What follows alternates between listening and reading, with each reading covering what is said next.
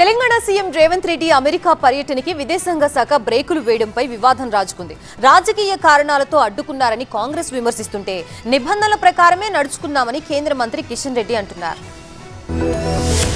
Telangana CM Revanth Reddy America పర్యటనకు అనుమతి నిరాకరణపై రాజకీయ రచ్చ మరింత ముదిరింది. విదేశాంగ శాఖ నిర్ణయంపై కాంగ్రెస్ తీవ్ర ఆగ్రహం వ్యక్తం చేస్తోంది. రాజకీయ కారణాలతోనే పర్యటనకు అనుమతి ఇవ్వలేదన్నారు కాంగ్రెస్ అధ్యక్షుడు ఖర్గే. కొందరికి మాత్రమే ఇలాంటి నిబంధనలు అమలు చేస్తున్నారని మండిపడ్డారు. తెలంగాణలో పెట్టుబడులు ఆహ్వానించడానికి వ్యాపారవేత్తలతో సమావేశం కావడానికే రేవంత్ అమెరికా పర్యటన అని ఖర్గే స్పష్టం చేశారు. ಅದಕ್ಕಾಗಿ ಸಾಕಷ್ಟು ಚೀಫ್ ಮಿನಿಸ್ಟರ್ಗಳು ಅಮೆರಿಕಕ್ಕೆ ಯುಕೆಗೆ ಎಲ್ಲೆಲ್ಲಿ ಯಾರು ಬಂಡವಾಳ ಹೂಡಬಹುದು ಅಂತ ರಾಜ್ಯಗಳಿಗೆ ವಿಸಿಟ್ ಮಾಡ್ತಾರೆ. ಇಲ್ಲಿ ಅವರಿಗೆ ಈ ರೀತಿಯಾಗಿ ಪರ್ಮಿಷನ್ನ ಡಿನೈ ಮಾಡೋದು ಇದು ಅನ್ಯಾಯ ಮತ್ತು ಇಂಥದ್ದು ಮಾಡಲಿಕ್ಕೆ ಇವರು ಅಟ್ಲೀಸ್ಟ್ ಇದು ದೇಶಕ್ಕೆ ಒಳ್ಳೇದಾಗ್ತದೆ, ಅಲ್ಲಿಂದ ಏನಾದ್ರು ಬಂಡವಾಳ ಬಂದ್ರೆ.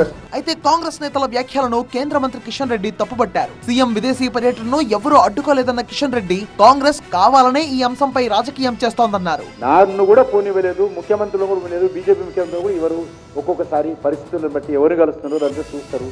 అది అవసరమా? ఇప్పుడు ఉన్నటువంటి అంతర్జాతీయ మన పరిణామాల నేపథ్యంలో ఎవరు కలవాలి, ఎవరు కలవకూడదు, ఏ స్థాయి వాళ్ళు, ముఖ్యమంత్రి స్థాయి చాలా పెద్దది, ఆయన చిన్న స్థాయిలో కలుస్తున్నాడా, అవన్నీ ఉంటాయి, లెక్కలు ఉంటాయి కొన్ని. సీఎం రేవంత్ రెడ్డి అమెరికా పర్యటనకు అనుమతి ఎందుకు ఇవ్వలేదో విదేశాంగ శాఖ స్పష్టత ఇవ్వాలని BRS MLC Dasoju Shravan demand చేశారు. బోస్టన్, న్యూయార్క్ లో సీఎం ఎవరిని కలవాలనుకున్నారో వివరాలను ప్రభుత్వం బయటపెట్టాలన్నారు. ఆగస్టు 27, 28, 29, 30 ఈ రోజుల్లో అమెరికాలో ఎవరిని కలుద్దాం అనుకున్నారు? మీరు ఎవరిని కలవాలనుకుంటే మినిస్ట్రీ ఆఫ్ ఎక్స్టర్నల్ అఫైర్స్ వారికి ఇన్అప్రాప్రియేట్ గా కనబడదో మీరిద్దరే చెప్పాలి కదండి. బోస్టన్, న్యూయార్క్లలో ఖచ్చితంగా మీరు ఎవరెవరిని కలవబోతా ఉన్నారు?